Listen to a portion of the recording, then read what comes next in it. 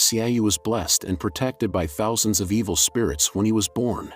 Although the blessing was the goodwill of the spirits, it was more like a curse for humans, because the blessings had killed Xiaoyu's parents and nearly ended his life prematurely. It was only thanks to his grandpa that Xiaoyu managed to survive the blessing.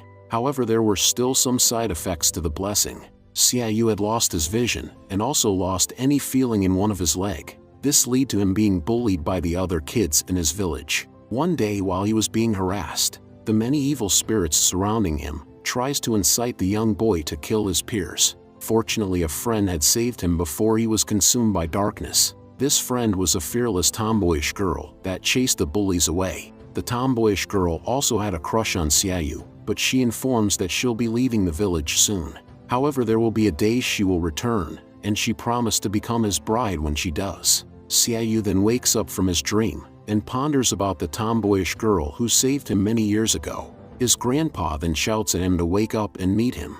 After changing clothes and meeting his gramps, we learn from their discussion that Xiaoyu was temporarily cured from the blessings. However, he still needed to pretend he was disabled, because his grandpa advised him to not let anyone know he was cured. While Xiaoyu was wearing his blindfold to pretend he was blind, his grandpa drops a bombshell and announces he was going to die. Xiaoyu thought he might have heard incorrectly, so he asked his gramps to repeat his words. With a serious look and tone, Grandpa Xia announced that he was going to die. Xiaoyu thought his grandpa was trolling him, but as both grandpa and grandson were both experienced fortune tellers, Grandpa Xia urges his grandson to see for himself. After checking the fortune of his grandpa, Xiaoyu was upset as grandpa was telling the truth. Grandpa Xia told him to not be upset and remind him about the 5 marriage contracts. Xiaoyu remembered the contract involved dividing his blessing girls so he could survive. Grandpa said he was correct, but that wasn't the full story. Those 5 girls originally had the fate of Yangsha, which are signs of extreme prosperity and premature death,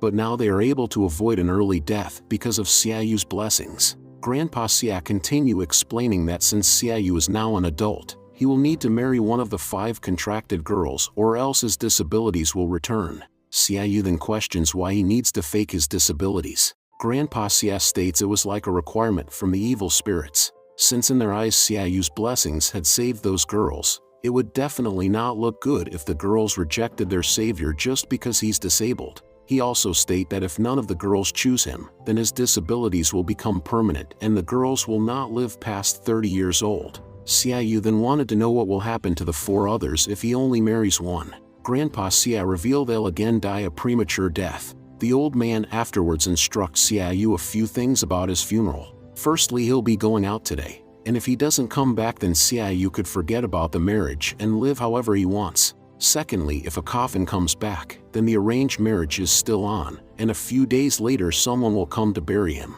Finally, if he comes back on his own, then Xiaoyu will have to kill him, because Grandpa Xia isn't himself anymore. Xiaoyu wanted to know what all of this meant. However, the old man was ambiguous and told his grandson to just follow his instructions, and maybe one day they'll see each other again. Xiaoyu felt hopeful when the first disciple of the Celestial Master said these words. Grandpa Xia couldn't help but show a faint smile, and he had one more thing to say as he was leaving. Grandpa Xia expressed that all the suffering Xiaoyu experienced till now, it was all his fault. Later that night inside of Xiaoyu's village, Xiaoyu receives a coffin just like Grandpa said, which means the marriage contract must be fulfilled. The next day, the people of the village came to pay their respect to Grandpa Xia.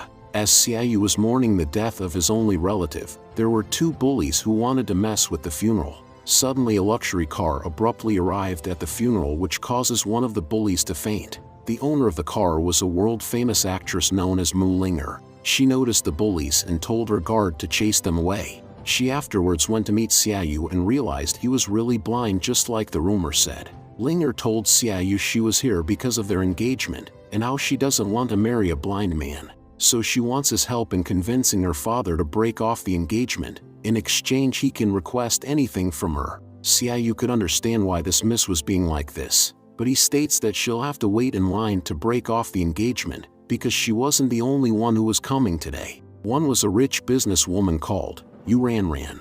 Another was a seductive bar proprietress called Lin Yaju. Afterwards was a cold and stoic scientist by Ranran.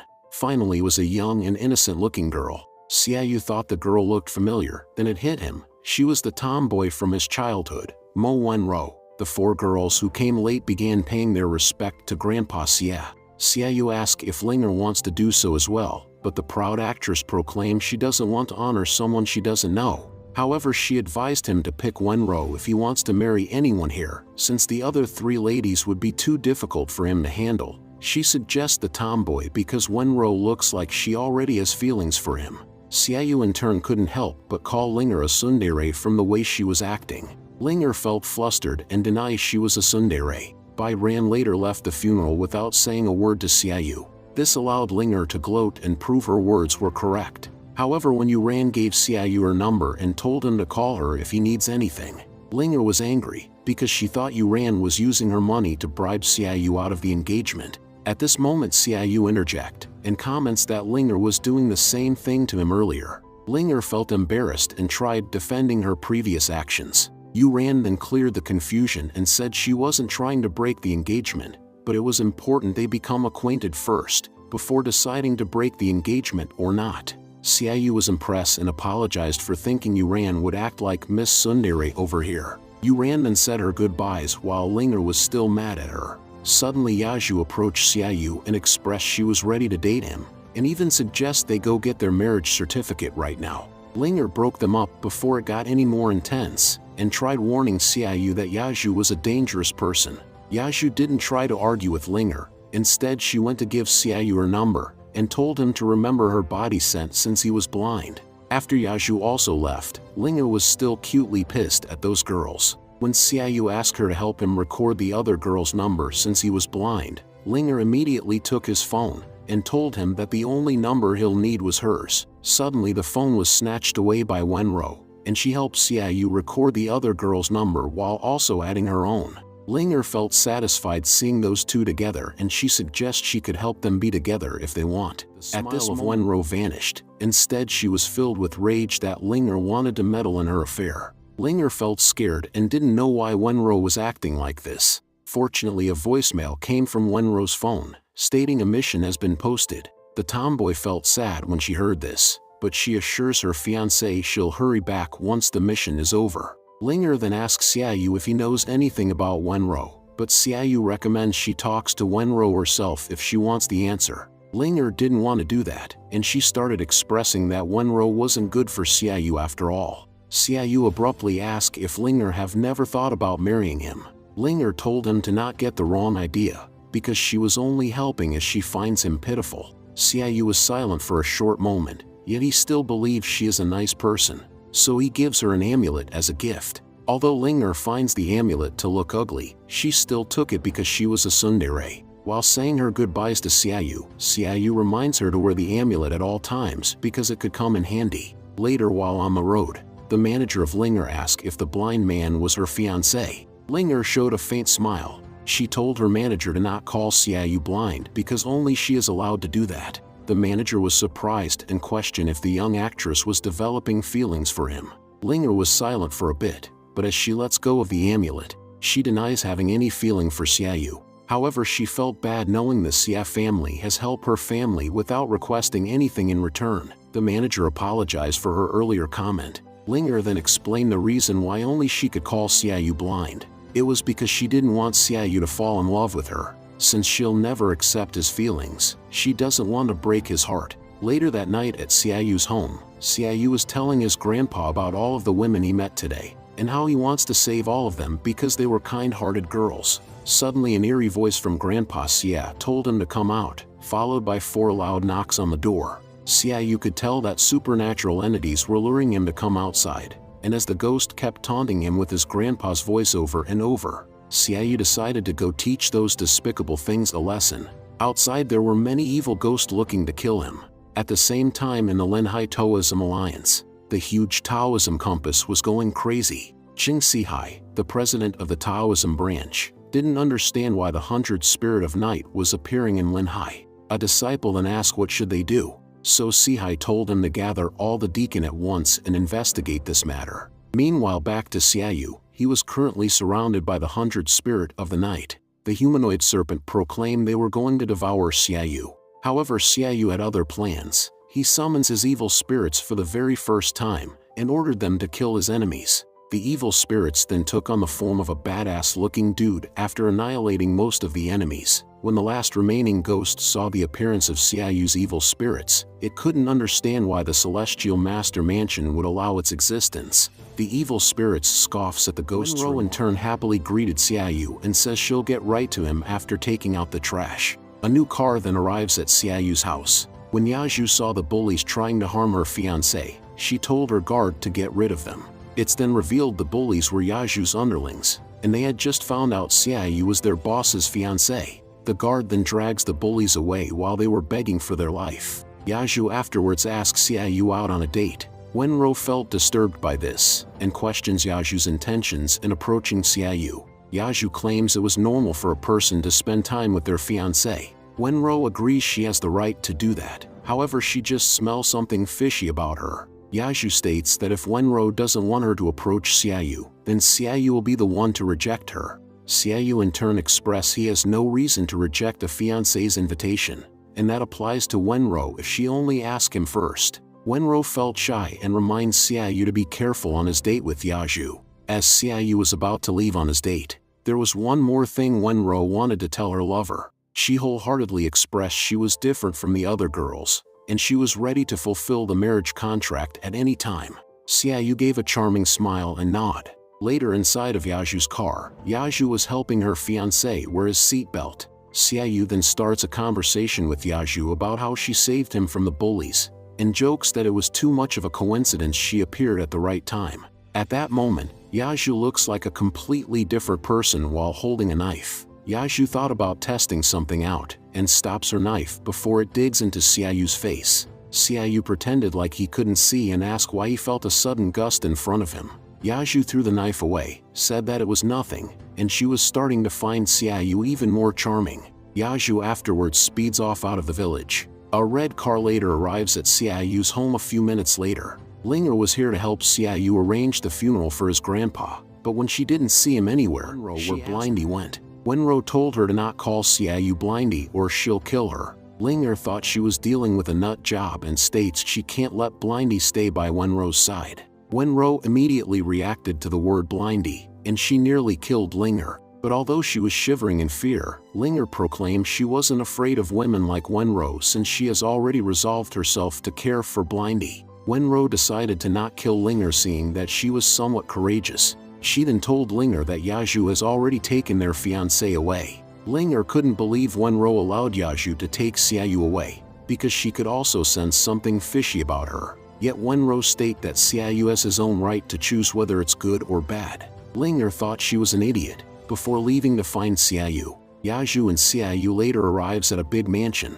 Yaju reveals that Grandpa Xia was renowned for his medical skills, and there's an old man here she works with before who has contracted a strange disease. Xiaoyu told his fiancée to not think too highly of him, because he doesn't have any medical skills. Yaju assures him they're only here to visit and not to treat the old man's disease. They later encounter the butler of this place. The butler expresses master will be happy to see Yaju. Yaju then introduces her fiancé and asks if Mr. Li could see them now. The butler was surprised that Yaju actually had a fiancé, and thought she was just saying it before to put off other suitors. Yet Yaju reminded him that she has never lied. The butler then invites them into the mansion with a stoic expression. While Xiaoyu was walking towards the mansion, his evil spirits reveal there were other evil spirits within the mansion. Suggests Xiaoyu eat those evil spirits to grow stronger. Yet Xiaoyu told them to mind their own business because he'll never do as they say. Yaju then noticed Xiaoyu looking a bit absent-minded and asked if he was okay. Yet Xiaoyu assures her that he was fine. Later inside of the mansion, Li Tianfeng welcomes his guest to take a seat, and acted bubbly and warm in front of Xiaoyu. However, when Xiaoyu mentions that he gets the feeling Tianfeng doesn't really want to see him, Tianfeng's expression changed, while Yaju was impressed with her fiancé's observation skills. As Tianfeng was trying to dismiss Xiaoyu's worry, a man placed his hand on the sofa. The man was Li Qing, the son of Tianfeng, and he ridiculed Xiaoyu for even thinking of dating Yaju. Although Tianfeng tried to calm his son down, the arrogant boy claims that only he was eligible in marrying Yaju. At this moment Yaju called the arrogant boy's name in a cold tone, and menacingly warns him to not mess with her fiancé, otherwise this will be the end of him. Li Qing was surprised and couldn't understand why Yaju was taking the side of a blind man. He then started getting angry at Xiaoyu, which causes Xiaoyu's evil spirits to sense the killing intent from the arrogant boy. Xiaoyu's evil spirits could also sense another spirit on Li Qing's body, and he wants Xiaoyu to devour it. Although Xiaoyu was trying his best to keep the evil spirits under control, the influence of the spirits were starting to get to him, and started manifesting itself on Xiaoyu's hand, before enveloping his hand with its power. Xiaoyu used up all of his mental strength to stop the evil spirits, and he collapsed from exhaustion as his result. While Li Qing was gloating at Xiaoyu's misfortune, Yaju worriedly went to check on her fiancé, and says that she'll deal with Li Qing another time, before taking Xiaoyu left off with Yaju and Xiaoyu leaving the Li's family mansion. Currently Li Qing breaks a glass cup in anger, and furiously asks his father why Yaju was so cold and indifferent towards him, when she previously didn't mind his attitude. Tianfeng explains that Yaju has always been a cunning and vicious woman, ever since she inherited her gang from her late boss. This means she would discard anyone that is useless to her, regardless of their past feelings or history. Li Qing then complains if they were going to let Yaju go after she humiliated them. Tianfeng lets out a smile, and coldly replied to not worry because he has already sent someone to deal with her. At the same time, under a highway and a nearby pond, Yaju asks her fiancé if he was feeling any better. Xiaoyu reassures her that he was now fine, but mentions that his grandpa wouldn't like a shrewd girl like her. Yet Yaju states it doesn't matter if Grandpa Xia doesn't like her or not. What matters is that Xiaoyu has yet to express his feelings towards her, and she makes it clear that she loves an intelligent man like him. Suddenly a red car arrives and startles Yaju. Linger got out of the car and questions what the two of them were doing. Yaju was annoyed that a jealous tsundere had appeared to interrupt her date, so the two girls got into a heated argument. Meanwhile, a truck was driving pretty fast on the highway, and it unexpectedly smashes through the road barrier and heads straight down for the two arguing girls. As the possessed man driving the truck was, Xiaoyu quickly reacted and saved his two lovers with his powers. While his fiancés were unconscious, Xiaoyu noticed the possessed man gave off the same aura when he was in the Li's family mansion, and realized that it must be connected somehow. His evil spirits then appeared and began relishing in this evil aura with joy. But as Xiaoyu told his evil spirits to only show its face when he calls them, the evil spirits reminded him that it was only because of their powers was he able to protect his fiancés. Xiaoyu got pissed and told it to get lost. The evil spirits were silent for a moment, before leaving and expressing it doesn't care about Xiaoyu anymore like a tsundere. A while later at the Linhai Taoism branch, the disciples were reporting their weekly task to Jing Sihai. Jing Sihai thanks them for completing their mission before dismissing them. He then turns around and apologized to Celestial Master Mo for making her come here on such a small matter. Master Mo told him to not worry too much about the 100 spirits of the night, because although they only appear every few hundred years, it wasn't unusual for them to show up so suddenly. Instead, they should now focus their attention on the annual Celestial Master Conference to consolidate the Spirit Gate in Linhai. Master Mo then curiously asked if there was any news regarding her senior brother's whereabouts. Sihai claims that Celestial Master Xia has been hiding for decades and is really hard to find. However, there are rumors that he has recently passed away. Master Mo couldn't believe her senior brother was really dead, and remembered that back then he was the most qualified disciple to become the next Celestial Master. However, after their master died, he left them without even saying a goodbye, leaving a vacant position in the current Celestial Master Conference. Yet Celestial Master Mo honestly hopes the rumor was true and her senior brother is dead. She then asks if her disciple is doing well. Sihai explains that the girl has come flawlessly and is currently helping out with the Celestial Master Conference being held this time. Master Mo was pleased to hear this and told Sihai to pass down her orders. Half a month from now, the Celestial Master Conference will officially be held. The next morning, inside of the Li's family mansion, Li Qing was jamming out to his favorite edgy music. However, the mic suddenly broke, causing him to take out his frustration on his karaoke player. As Li Qing exited his room, we learn from the butler that Xiaoyu is back at their mansion, and Tianfeng tells his butler to let him in. Tianfeng later meets up with Xiaoyu and questions why he was here. Xiaoyu lied and claims that he was sent here by Yaju to do a health checkup on him. Tianfeng happily agrees to do it, while hiding his surprise that Yaju was still alive. As Xiaoyu began checking the old man's pulse, he had confirmed something was wrong with Tianfeng's body. Tianfeng calmly asked if his body has. Xiaoyu again lies and states that his body was fine, however added that there will be a calamity in his future. Tianfeng muttered the word calamity in a serious tone, but quickly laughed it off, thinking that Xiaoyu was just joking. Xiaoyu didn't mind the old man taking his words lightly, and just reminded him to take supplements to nourish his energy. Tianfeng thanks him and asks his butler to send the young man out. After Xiaoyu was out of the door, Tianfeng began shaking in anger, and cursed at his useless ghost for failing to assassinate Yaju. While the butler was escorting Xiaoyu out of the estate, Xiaoyu trips on a piece of rock, but the butler manages to catch him in time. Xiaoyu thanks the butler, but noticed from his accent that he wasn't from around here. The butler confirms he was actually from Dianzhou. Yet at this moment the butler's face turned into one of shock and fear, when Xiaoyu comments that Dianzhou is rumored to have techniques of subduing ghosts, and wonders if the butler knows anything about it. The butler nervously denies having any knowledge about this topic. Xiaoyu then shows him a golden ring, and the butler realized Xiaoyu must have taken his ring when he pretended to fall. Xiaoyu explained that Dianzhou is rumored to have a technique that can turn souls into ghost servants, and those ghost servants can change the fate of their masters. However, the downside is that the ghost servant will drain the life force from their master until they die. Xiaoyu expressed he could sense the presence of an evil spirit when he first entered the mansion, and confirms it was a ghost servant when he checked the weakened pulse of Tianfeng. However, the strange thing was that the butler wasn't affected by the evil energy of the spirit, even though he was living in such an evil place. This means he must have an object of the same origin to protect him, and this object is this ring. The butler nervously uttered that it's his wife's ring.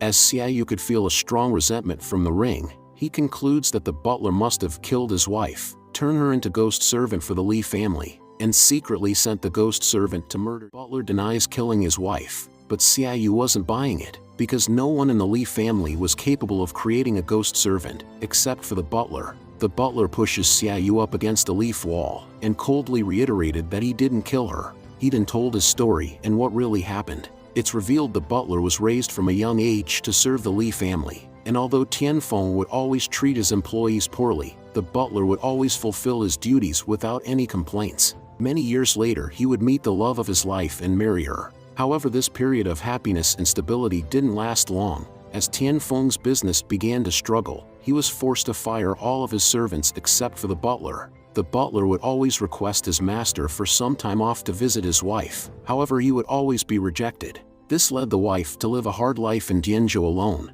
and ultimately became sick due to stress. When the butler caught wind of this, he begged his master to help pay for the medical expenses because he didn't have much money. Yet Tianfeng laughed in his face, and expressed that he wasn't going to waste money on something so useless. So one night he decided to sneak back to Dianzhou and take care of his wife. However, he was heartbroken when he entered his house. It was because his beloved wife had already taken her own life. Xiaoyu could now understand why the butler wanted to take revenge on his master, but he didn't support the butler turning his wife into a ghost servant, instead of letting her soul pass on peacefully. The butler then reveals it wasn't his idea at first, but a mysterious woman appeared before him and expressed that his wife has a lot of resentment. Only by refining his wife into a ghost servant and making her steal the life force of other people, can it weaken the resentment and allow her to reincarnate. The butler thought by giving his master the ghost servant can he save his wife, and also take revenge at the same time. However, he didn't foresee the bastard sending his wife to assassinate Lin Yaju.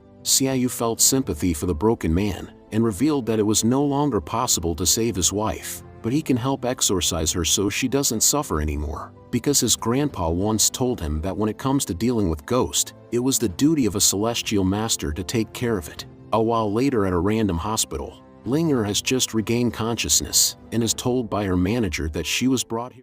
Linger didn't remember much about the accident, but inquires if Xiaoyu was also here.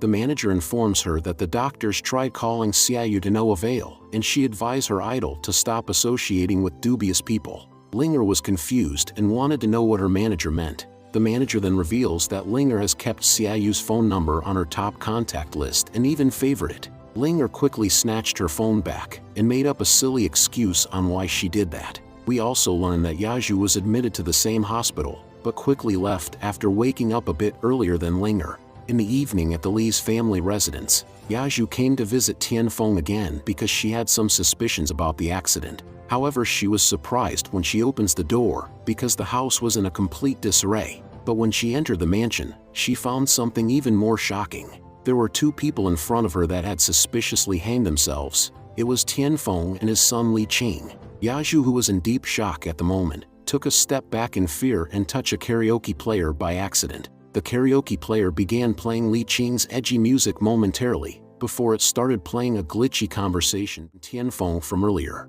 Yaju thought about it for a moment and realized that Li Qing must have recorded this in secret. But her main concern now is, why did Xiaoyu come back here? How did the Li family members die? And where did the butler go? At the same time, in Xiaoyu's residence, the young man was preparing to exorcise the butler's wife. After chanting a few words, the light in the room went out, and the ghost of the butler's wife finally shows its true appearance. The ghost tried to attack our protagonist, but Xiaoyu quickly uses a talisman to restrain the ghost's movements. He then comments that she has missed her time for reincarnation, so he will now help set her free. After chanting a few more words, Xiaoyu exorcised the ghost servant, setting her free from the shackles of this world. But as Xiaoyu left the exorcising room, we learn that the butler's wife managed to survive the exorcism, and Xiaoyu quickly noticed it as well. Xiaoyu furiously questions why the ghost was being so stubborn when he was giving her a chance to be free. He then releases the restrainment so the ghost could talk.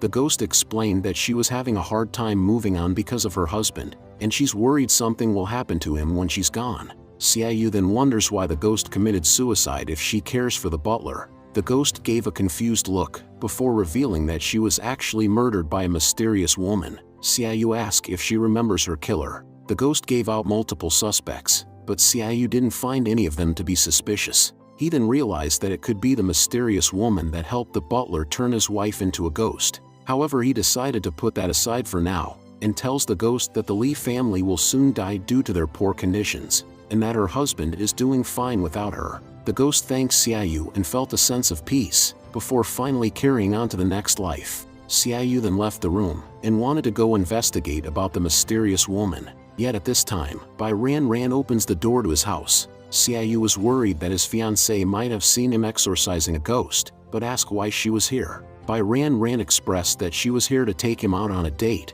yet curiously wonders what he was doing just now. Xiaoyu explains he was just offering some religious prayers for his grandpa. Bai Ran decided to believe him, before taking her fiancé to her laboratory, where Xiaoyu was strapped onto a seat with motion sensors attached to him and only a boxer. Xiaoyu was beyond nervous and thought that this was a new way of dating. At the same time, another scientist entered the room. The man introduced himself as Assistant Liang, and thanks Xiaoyu for coming here and helping their research on the supernatural. Xiaoyu was understandably confused and asked what he was instructed by his superior on what to say. Assistant Liang explained that they are the #1 institute on everything supernatural in Linhai City, and Bai Ran was intrigued in Xiaoyu when she saw a glimpse of him doing his prayers, so she brought him here to cut a small piece of his flesh, so they can experiment on it and see if there's any connection with the supernatural. Bai Ran then started the procedure without another word. Soon multiple circular blades had appeared and surrounded Xiaoyu, but the blades wasn't able to cut into Xiaoyu's skin, because his evil spirits had come out to protect him. The scientists were confused as to why the blades had stopped moving, so Bai Ran turned to look at the blade's current power level, and she was surprised to see it was almost at its full power. Meanwhile, the evil spirits laughed at Xiaoyu and mocks him for being a fool. Xiaoyu, on the other hand, told them to not meddle in his humans' affairs. The evil spirits scoffed at his remark, and as the circular saw had reached its full power, the evil spirits asked Xiaoyu to look around, because from the moment he was born, there ceased to be any ordinary.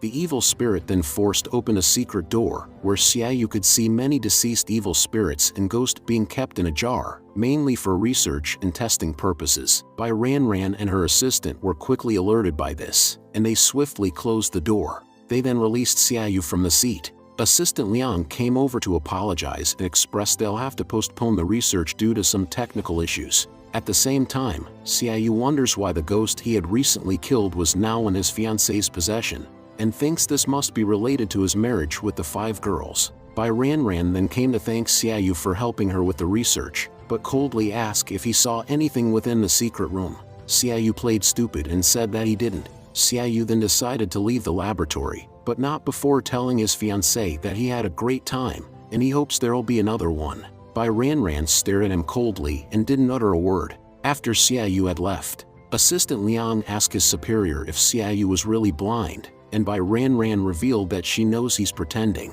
At the same time, on the experiments previously on, Xiaoyu had left a small fragment of aura to spy on Bai Ranran. So while Xiaoyu is currently waiting for his bus, he's also listening on to what his fiancée is talking about. His bus then arrives, and Xiaoyu asked the driver to take him to Linhai City. The driver was fine with it, but he only accepted digital payment. Xiaoyu asked if he can pay with cash because he didn't have a bank account. The driver didn't understand how a young man like him didn't have a digital bank account in this day and age, but when he noticed something on Xiaoyu's body, he decided to take Xiaoyu to his destination without a second thought. And when the passengers saw Xiaoyu, they were also acting strange and welcoming towards him. Xiaoyu couldn't understand why, but we learned it was because Bai Ranran had stuck a "I am blind" sign on his back. Xiaoyu later arrives at a corporation building which Yu Ranran owns, and asked the receptionist if he could meet his wife. However, the receptionist rejected him because he didn't make any prior appointments. Meanwhile, Linger and her assistant was also in the building.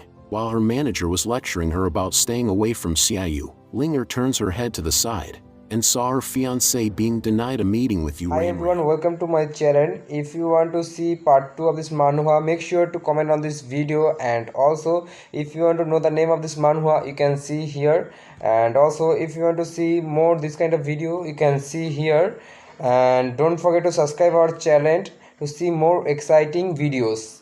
Thank you everyone.